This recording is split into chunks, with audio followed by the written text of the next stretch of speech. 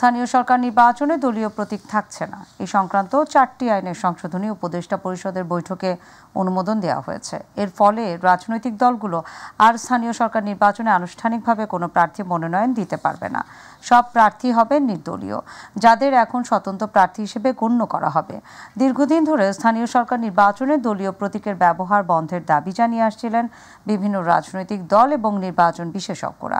নির্বাচন ব্যবস্থা সংস্কার কমিশন এবং স্থানীয় সরকার সংস্কার কমিশন এই বিষয়ে দলীয় প্রতীক বাদ দেওয়ার সুপারিশ করে। 2015 সালে আওয়ামী লীগ সরকারের আমলে স্থানীয় সরকার নির্বাচনে দলীয় প্রতীকের ব্যবহার চালু করার সিদ্ধান্ত নেওয়া হয়েছিল।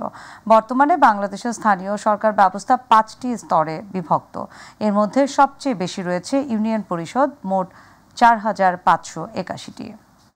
রাজধানীর উত্তরায় মাইলস্টোন স্কুল অ্যান্ড কলেজের ক্যাম্পাসে বিমান বিধ্বস্তের ঘটনায় হাসপাতালে চিকিৎসা চলছে আহত এবং দগ্ধ শিক্ষার্থীদের।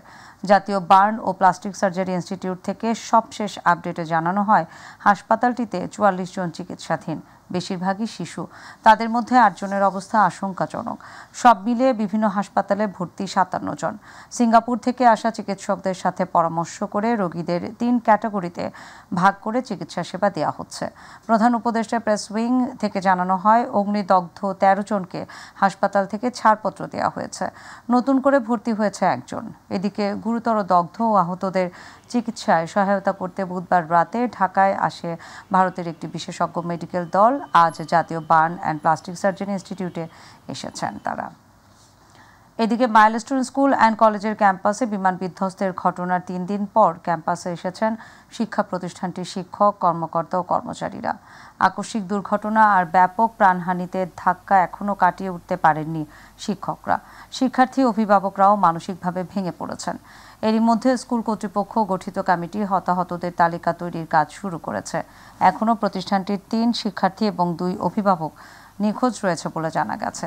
এদিকে রাতে মাইলস্টোন স্কুল অ্যান্ড কলেজের জনসংযোগ কর্মকর্তা শাহ বুলবুল জানান, আগামী রোববার থেকে সীমিত পরিসরে মাইলস্টোন স্কুল অ্যান্ড কলেজে ক্লাস চালু হচ্ছে। এদিন কেবল 9ম থেকে 10ম শ্রেণীর ক্লাস শুরু হবে। পরবর্তীতে ধাপে ধাপে চালু হবে অন্যান্য শ্রেণীর কার্যক্রম। একটা সপ্তাহে মা কি নিয়ে থাকবে? একটা সপ্তাহ পরে এই যে রিপোর্টটা দিবে, আপনাদের কি মনে হয় আধুনিক যুগে একটা সপ্তাহে রিপোর্টটা লাগার কথা? আমার মেয়ে আমি দেখে চিনতে পারছি যে আমার মেয়ে হবে, আমার মেয়ে। ওনারা বললো যে আপনারা ডিএনএ টেস্টের জন্য দিয়ে যান, দিয়ে নিয়ে যেতে পারবেন। বাচ্চার বাবা, বাচ্চার মা দুজনকেই নিয়ে আমরা দেখাইছি, সবই ঠিক আছে। প্রতিটা মাকে ডেকে একটু সান্ত্বনা দেখ যে আপনাদের বাচ্চারা বেহেশতে চলে গেছে, বেহেশতের ফুল হয়ে আছে তারা। যখন দুর্ঘটনা ঘটেছে তখন তো আমরা স্কুলেই ছিলাম, তো এই দুর্ঘটনা যদি আমাদের স্কুলে ঘটতো তাহলে আমাদের কি হতো? দর্শক, এই মুহূর্তে মাইলস্টোন স্কুল অ্যান্ড কলেজ ক্যাম্পাসের সামনে আছেন আমাদের সহকর্মী রাকিব হাসান। আমরা এখন যুক্ত হব তার সাথে।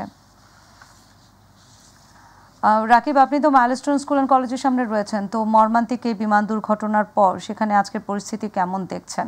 কি বলছেন শিক্ষকরা, আমাদেরকে জানাবেন।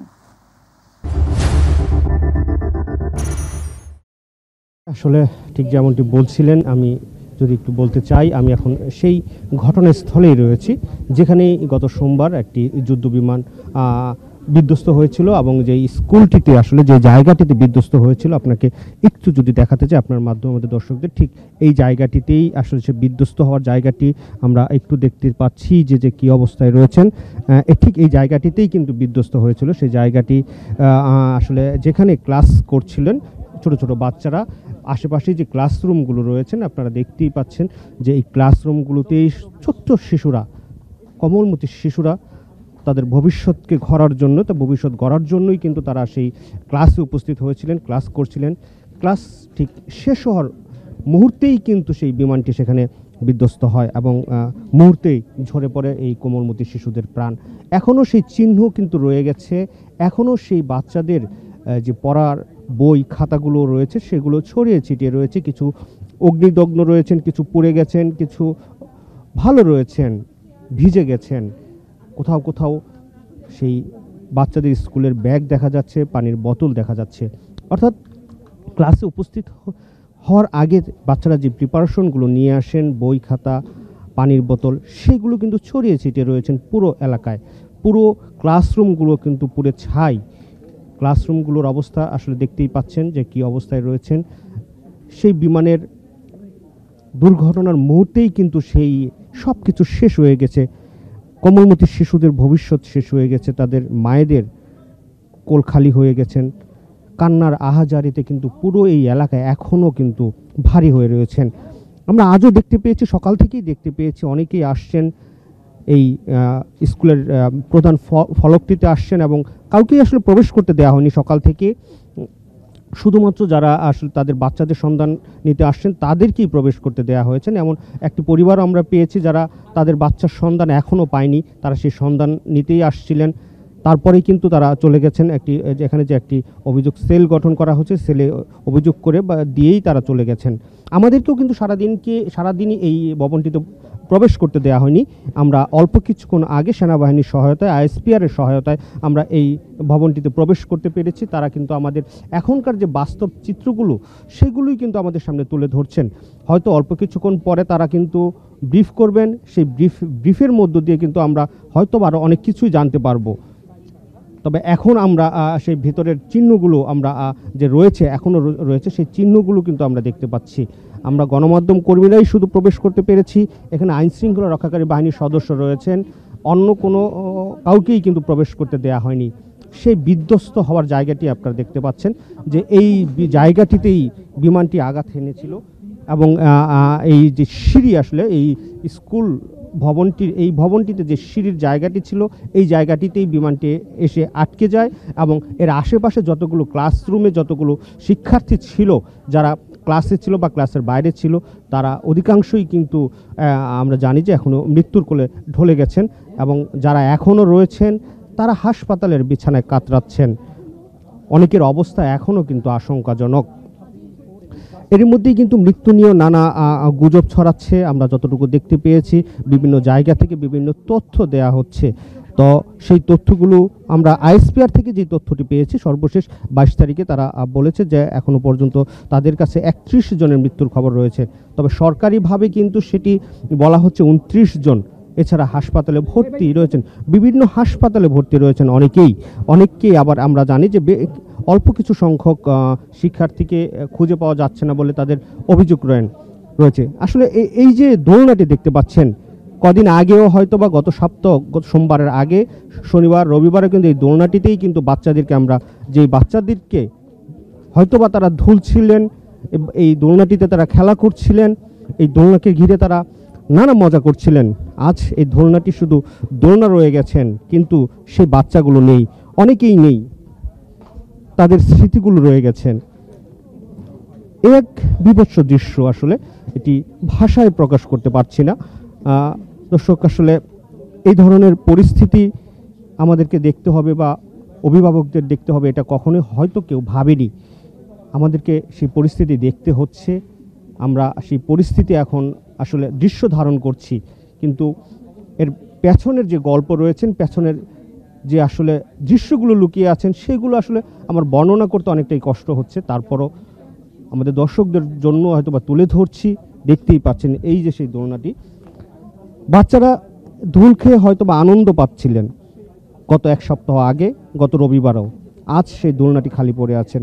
দোলনার আশেপাশে ছড়িয়ে ছিটিয়ে আছেন পানির বোতলগুলো, তাদের সেই পড়ালেখার বই খাতাগুলো ছড়িয়ে ছিটিয়ে রয়েছেন।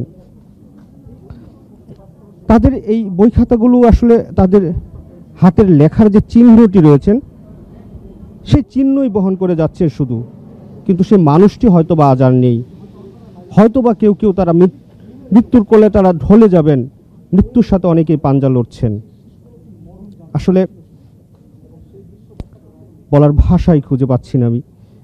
এমন দৃশ্য, সেই কোমলমতি শিশুদের এমন দৃশ্য, সত্যি আসলে মানে এমন দৃশ্য আসবে, এমন দৃশ্যের মুখোমুখি হতে হবে, এটা আসলে ভাবা খুব কঠিন। আমরা সকালবেলাতেই আমরা গিয়েছিলাম একটি পরিবারের কাছে, যেখানে একই পরিবারের 3 জন মৃত্যুবরণ করেছেন এই দুর্ঘটনায়। তাদের সাথে কথা বলেছি, বাবা মায়ের সাথে কথা বলেছি, অভিভাবকদের সাথে কথা বলেছি। এমনই আরও অনেক পরিবার রয়েছেন যারা আসলে কথা বলতে পারছেন না, তারা শোকে ভারী হয়ে আছেন। তাদের আসলে সান্ত্বনা দেওয়ার ভাষা খুঁজে পাচ্ছি না। আপনারা দেখতেই পাচ্ছেন ক্লাসরুমে, যেই ক্লাসরুমে রবিবার দিন সোমবার দিন সকালেও তারা কিন্তু ক্লাস করেছিল, সেই ক্লাসরুমগুলো এখন কিন্তু ফাঁকা পড়ে আছে। এই ক্লাসরুমগুলোর বেঞ্চ রয়েছেন, বসার জায়গা রয়েছেন, ব্ল্যাকবোর্ড রয়েছেন, নেই কোমলমতি সেই শিশুগুলো। সেই শিশুরা হয়তো আর কোনো দিন আসবেন না, অনেকে হয়তো বা ফিরে আসবেন, যারা এখন হাসপাতালে ভর্তি রয়েছেন তারা হয়তো ফিরে আসবেন, কিন্তু তারা স্বাভাবিকভাবে আর কোনোদিন ক্লাসরুমে উপস্থিত হতে পারবেন কিনা তা আসলে আমাদেরকে জানা নেই। দেখতেই পাচ্ছেন যে চেয়ারে বসে ক্লাস করতো, দুষ্টুমি করতো, সেই ক্লাসেই কিন্তু সেই চেয়ারের উপরেই কিন্তু তাদের ছেঁড়া বই খাতাগুলো পড়ে আছেন। সেই বই খাতাগুলো আসলে তাদের কথা বলছেন, বাচ্চাদের কথা বলছেন, বাচ্চাদের আসলে যে হাসি মুখ নিয়ে তারা ক্লাস করতেন, ক্লাসে উপস্থিত হতেন, ছুটে বেড়াতেন যে বারান্দায়, সেই বারান্দা রয়ে গেছেন, কিন্তু সেই শিশুরা আর নেই। আসলে এই এক মর্মান্তিক ঘটনা, এমন ঘটনা যেন আর কখনো না ঘটে, এমনটাই আমরা প্রত্যাশা করছি। আর যারা আসলে মৃত্যুর কোলে ঢলে পড়েছেন তাদের আত্মার মাগফিরাত কামনা করছেন এবং তাদের পরিবারের প্রতি গভীর সমবেদনা জানাচ্ছেন। আল্লাহ যেন তাদের এই শোক সইবার শক্তি দান করেন। নাদিয়া। রাকিব, আপনাকে ধন্যবাদ। দর্শক, মাইলস্টোন স্কুল অ্যান্ড কলেজের সামনে থেকে সেখানকার সার্বিক পরিস্থিতি জানাচ্ছিলেন আমাদের সহকর্মী রাকিব হাসান। চলে যাব পরের সংবাদে। মাইলস্টোন ট্র্যাজেডির ঘটনায় নিহতদের পরিবার এবং আহতদের চিকিৎসা সেবায় সরকারের পক্ষ থেকে প্রয়োজনীয় সকল সহায়তা দেওয়ার সিদ্ধান্ত গৃহীত হয়েছে। সকালে প্রধান উপদেষ্টার কার্যালয়ে উপদেষ্টা পরিষদের নিয়মিত বৈঠকে এই সিদ্ধান্ত নেওয়া হয়। বৈঠকের শুরুতে মাইলস্টোন স্কুল অ্যান্ড কলেজে যুদ্ধ বিমান বিধ্বস্তের দুর্ঘটনায় নিহতদের স্মরণে শোক প্রস্তাব গ্রহণ করা হয়। এছাড়াও তাদের আত্মার প্রতি সম্মান জানিয়ে 1 মিনিট নীরবতা পালন করা হয়। এদিন উপদেষ্টা পরিষদের বৈঠকে স্কুলের নিহত 2 জন শিক্ষককে রাষ্ট্রীয় সম্মাননা প্রদানের সিদ্ধান্ত নেওয়া হয়। নিহতদের আত্মার মাগফিরাত কামনা করে এবং আহতদের সুস্থতা কামনা করে আগামীকাল সকল ধর্মীয় প্রতিষ্ঠানে বিশেষ প্রার্থনার সিদ্ধান্ত হয়েছে। বিএনপি মহাসচিব মির্জা ফখরুল ইসলাম আলমগীর বলেছেন, মাইলস্টোন দুর্ঘটনায় স্বজনহারা পরিবারের সদস্যদের পাশে থাকবে বিএনপি। এই ঘটনায় সান্ত্বনা দেওয়ার ভাষা নেই বলেও মন্তব্য করেন তিনি। সকালে উত্তরার দিয়াবাড়িতে মর্মান্তিক বিমান দুর্ঘটনায় নিহত একই পরিবারের 3 শিশুর পরিবারের সঙ্গে সাক্ষাৎ করার পর বিএনপি মহাসচিব কথা বলেন। সবসময় শিশুদেরকে মনে করি যে তারা আমাদের ভবিষ্যৎ, জাতির ভবিষ্যৎ, এই পরিবারের ভবিষ্যৎ। এই পরিবার তাদের যে ব্যথা, তাকে সন্তান দেওয়ার ভাষা আমাদের কাছে নেই। আমরা শুধু তাদেরকে এটুকু জানাতে এসেছি যে আমরা আপনাদের এই কষ্টের সঙ্গে আমরা আছি, আমরা আপনাদের সঙ্গে সেটা শেয়ার করছি, শেয়ার করে নেব। আপনারা আল্লাহর কাছে আমরা দোয়া করি আপনারা এই কষ্ট সহ্য করে দাঁড়াবেন এবং স্বাভাবিক জীবনযাপন করবেন। সাবেক প্রধান বিচারপতি ABM খায়রুল হককে গ্রেফতার করেছে ডিবি। সকাল 8টার দিকে ধানমন্ডি থেকে তাকে গ্রেফতার করা হয়েছে। ডিবির যুগ্ম কমিশনার মোহাম্মদ নাসিরুল ইসলাম এই তথ্য নিশ্চিত করেছেন। তিনি জানান, সকাল 8টার দিকে সাবেক প্রধান বিচারপতি খায়রুল হককে রাজধানীর ধানমন্ডির বাসা থেকে গ্রেফতার করা হয়েছে। তাকে ডিবি কার্যালয়ে নেওয়া হয়েছে। তার বিরুদ্ধে পরবর্তীতে ব্যবস্থা গ্রহণ করা হবে। 2010 সালে 30 সেপ্টেম্বর দেশের 19তম প্রধান বিচারপতি হিসেবে শপথ নেন খায়রুল হক। 2011 সালে 17 মে 67 বছর পূর্ণ হওয়ায় অবসর গ্রহণ করেন তিনি। আওয়ামী লীগ সরকারের শেষ সময় খায়রুল হক ছিলেন আইন কমিশনের চেয়ারম্যান। গত বছরের 5 আগস্ট সরকার পতনের পর 13 আগস্ট তিনি আইন কমিশন থেকে পদত্যাগ করেন। দর্শক, এই মুহূর্তে মিন্টু রোড ডিবি কার্যালয়ের সামনে থেকে যুক্ত হচ্ছেন সহকর্মী আবু সাইদ অপু। অপু, সাবেক প্রধান বিচারপতি ABM খায়রুল হককে কটা নাগাদ আদালতে তোলা হতে পারে? এছাড়া কোন মামলায় তাকে গ্রেফতার করা হয়েছে আমাদেরকে জানাবেন। এ বিষয়ে ডিবি কিছু জানিয়েছে? বিস্তারিত আমাদেরকে জানান। নাদিয়া, আপনাকে ধন্যবাদ। আসলে আপনি যেমনটি জানতে চেয়েছেন যে 2010 সালে 30 সেপ্টেম্বর যে বাংলাদেশের 19তম প্রধান বিচারপতি ABM খায়রুল হককে যে নিযুক্ত করা হয়েছিল, তিনি কিন্তু আসলে ক্ষমতায় বসার পরপরই কিন্তু যে বিষয়টি সবচেয়ে বেশি আলোচনায় এসেছিল যে তত্ত্বাবধায়ক সরকার ব্যবস্থা বাতিল এবং যে বিএনপির প্রতিষ্ঠাতা জিয়াউর রহমানের যে স্বাধীনতার ঘোষণাকে নাকচ করা এবং এর পরপরই কিন্তু যে খালেদা জিয়ার বাড়ি থেকে তাকে নোটিশ দিয়ে তাকে সেখান থেকে আসলে সরিয়ে নিয়ে আসা, অর্থাৎ সার্বিক দিক থেকে যে রাজনৈতিক পরিক্রমাকে একটা ভণ্ডুল পরিস্থিতিতে ফেলানোর যে মূল যে কারিগর ছিলেন এই মানে যে সাবেক যে প্রধান বিচারপতি মানে খায়রুল হক, তাকে আসলে আজকে সকালে গ্রেপ্তার করা হয়েছে এবং গ্রেপ্তার করার পরে তাকে ডিবি কার্যালয়ে নিয়ে আসা হয়েছে। আমরা ডিবিদের সাথে অনেকের সাথে আমরা কথা বলার চেষ্টা করেছি, তারা জানিয়েছেন যে এখনও আসলে মানে কোন মামলায় তাকে আসলে গ্রেপ্তার দেখিয়ে আদালতে নেওয়া হবে, কারণ যেহেতু তার বিরুদ্ধে একাধিক মামলা রয়েছে। আমরা যতদূর জানতে পেরেছি নারায়ণগঞ্জের ফতুল্লায় 2টি মামলা রয়েছে, যাত্রাবাড়িতে মামলা রয়েছে, শাহবাগে মামলা রয়েছে এবং মোহাম্মদপুরে একটি হত্যাকাণ্ডের মামলার সঙ্গে সম্পৃক্ত রয়েছে। এই বিষয়গুলো নিয়ে আসলে মানে এখন কোন বিষয়টি নিয়ে মাথায় রেখে সংশ্লিষ্ট কর্তৃপক্ষ যারা আছেন, ডিএমপিতে যারা, ডিবিতে যারা রয়েছেন, তারা সিদ্ধান্ত নিয়ে আসলে তাকে আসলে আদালত বিকাল 4টা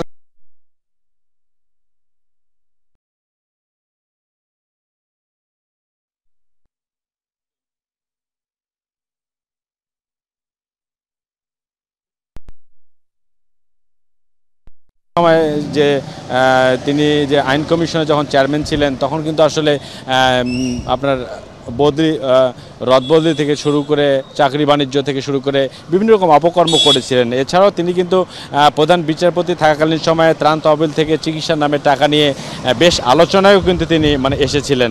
আরেকটি বিষয় আপনাকে না বললে নয়, তিনি কিন্তু নিজেও মানে আওয়ামী লীগের একদম আস্থাভাজন হয়ে কিন্তু তিনি তার যে দায়িত্ববোধ, সেই দায়িত্ববোধের অবস্থান থেকে সরে এসে সরকার যেভাবে চেয়েছিল ঠিক সেভাবে তিনি তার দায়িত্বগুলো মানে পালন করেছিলেন, যেগুলো আসলে দেশ এবং রাষ্ট্রের জন্য অনেকটা ক্ষতিকর ছিল এবং ক্ষতিকর থাকার ফলে কিন্তু আজকে তাকে সকালে কিন্তু ধানমন্ডি থেকে গ্রেপ্তার করা হচ্ছে এবং ডিবি জেলায় কিন্তু তিনি আটকা পড়েন। এছাড়াও তিনি অনেক কিন্তু জ্যেষ্ঠ বিচারপতিকে ডিঙ্গিয়ে প্রধান বিচারপতির পদ তিনি বাকিয়ে নিয়েছিলেন, যার কারণে তিনি সরকারের যে আস্থা অর্জন করতে, সরকার আসলে যেভাবে চেয়েছিলেন ঠিক সেভাবেই রায়গুলো প্রদান করেছিলেন এবং যার মধ্যে একটি বিষয়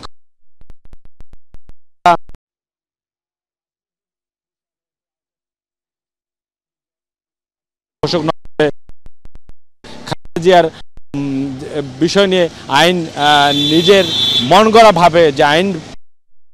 অপু, আপনাকে ধন্যবাদ। দর্শক, সাবেক প্রধান বিচারপতি এবিএম খায়রুল হককে গ্রেপ্তার পরবর্তী বিষয়াদি সম্পর্কে আমাদেরকে জানাচ্ছিলেন আমাদের সহকর্মী আবু সাইদ। কমিটির আইন বিষয়ক সম্পাদক ব্যারিস্টার কায়সার কামাল বলেছেন, এদেশে গণতন্ত্র হত্যা এবং শেখ হাসিনাকে ফ্যাসিস্ট বানানোর মেইন আর্কিটেক্ট হলেন সাবেক বিচারপতি এবিএম খায়রুল হক। সকালে তিনি কথা বলেন। ব্যারিস্টার কায়সার কামাল বলেন, এমন দৃষ্টান্তমূলক শাস্তি হওয়া উচিত যাতে ভবিষ্যতে নতুন কোনো খায়রুল হক বিচার অঙ্গনে জন্ম না নেয়। এদেশের গণতন্ত্র হত্যা এবং শেখ হাসিনাকে ফ্যাসিস্ট এবং একনায়ক করার প্রধান আর্কিটেক্ট হচ্ছে খায়রুল হক। শেখ হাসিনা যেমন তার নির্দেশে শত সহস্র মানুষকে হত্যা করেছে, ঠিক খায়রুল হক সমভাবে দায়ী। আমরা দীর্ঘদিন আইনজীবী সমাজ আন্দোলন করেছি খায়রুল হকের গ্রেফতারের জন্য। খায়রুল হক আজকে গ্রেফতার হয়েছে, আইনজীবী সমাজ এতে আশান্বিত। আমি সন্তুষ্ট বলছি না, আশান্বিত। সন্তুষ্ট বলছি না এই কারণে, তখনই সন্তুষ্ট হব যখন খায়রুল হকের দৃষ্টান্তমূলক শাস্তি হবে। ব্রাহ্মণবাড়িয়া জাতীয় নাগরিক পার্টি এনসিপির জুলাই পদযাত্রা অনুষ্ঠিত হয়েছে। সকাল 10টায় আহত এবং শহীদ পরিবারের সদস্যদের সঙ্গে সাক্ষাৎ করেন এনসিপি নেতৃবৃন্দ। এরপর শহরের কাউতুলি মোড় থেকে শুরু হয় পদযাত্রা, যা শহরের টিএ রোড, মসজিদ রোড, সড়ক বাজার, পুরাতন সিনেমা হল, লোকনাথ উদ্যান হয়ে সদর হাসপাতাল রোড দিয়ে পৌরমুক্ত মঞ্চ ময়দানে গিয়ে শেষ হয়। সেখানে আয়োজিত সমাবেশে অংশ নেন দলটির নেতৃবৃন্দ। এ সময় এনসিপির আহ্বায়ক নাহিদ ইসলাম বলেন, বাংলাদেশের প্রতিটি এলাকায় উন্নয়নের সুষম বণ্টন করতে হবে। সংস্কার এবং নতুন সংবিধানের দাবিতে লড়াই চালিয়ে যাবে এনসিপি। 5 আগস্টের মধ্যে জুলাই সনদ সম্ভব হবে প্রকাশ করেন নাহিদ ইসলাম। জাতীয় নাগরিক পার্টি সংস্কার, বিচার, নতুন সংবিধানের দাবিতে এগিয়ে যাবে। যে সকল রাজনৈতিক দল নিজেদের দলীয় অবস্থান থেকে সরে আছে, সংস্কারের ঐক্যমতের পক্ষে কাজ করছেন, সে সকল রাজনৈতিক দলকে ধন্যবাদ জানাচ্ছি। ইনশাআল্লাহ আমরা জুলাই আগস্ট মাসের মধ্যে 5 আগস্টের মধ্যে জুলাই সনদ এবং ঘোষণাপত্র আদায় করতে পারে। কেবল অপারেটর অ্যাসোসিয়েশন অব বাংলাদেশ কোয়াবের দ্বিবার্ষিক নির্বাচন 2025-27 অনুষ্ঠিত হচ্ছে আজ। 33 পদের বিপরীতে মোট 38 জন লড়ছেন। সকাল 9টা থেকে বিকেল 4টা পর্যন্ত বিরতিহীনভাবে ভোট গ্রহণ চলবে। সুষ্ঠুভাবে নির্বাচনের জন্য ইতিমধ্যে যাবতীয় ব্যবস্থা গ্রহণ করা হয়েছে। বিকেলে ভোট গণনা ও ফলাফল ঘোষণা করা হবে। এতে ভোটার সংখ্যা 590 জন। আমরা কিছুদিন পূর্বে দুই উপদেষ্টার সাথে বসে এসেছি। তারা আমাদেরকে আশ্বস্ত করেছেন যে খুব অল্প সময়ের মধ্যে কেবল টিভি সেক্টরটি ডিজিটাইজেশনের জন্য যে যে পদক্ষেপ নেওয়া দরকার তারা সেটা নেবেন। আজ পর্যন্ত এই কেবল টেলিভিশন ইন্ডাস্ট্রিটি শিল্প হিসেবে ঘোষিত হয়নি, যেটা খুবই জরুরি। কারণ শিল্প হিসেবে ঘোষিত হলে আমরা ডিজিটালাইজেশনটা আমাদের জন্য অনেক সহজ হবে। পাইরেসির মাধ্যমে যেটা হচ্ছে সেটাতে বিদেশি চ্যানেলগুলো অবাধে ঢুকছে। পুরো নির্বাচন প্রক্রিয়াটা ইনশাআল্লাহ স্বচ্ছতার সাথেই আমরা শেষ করব।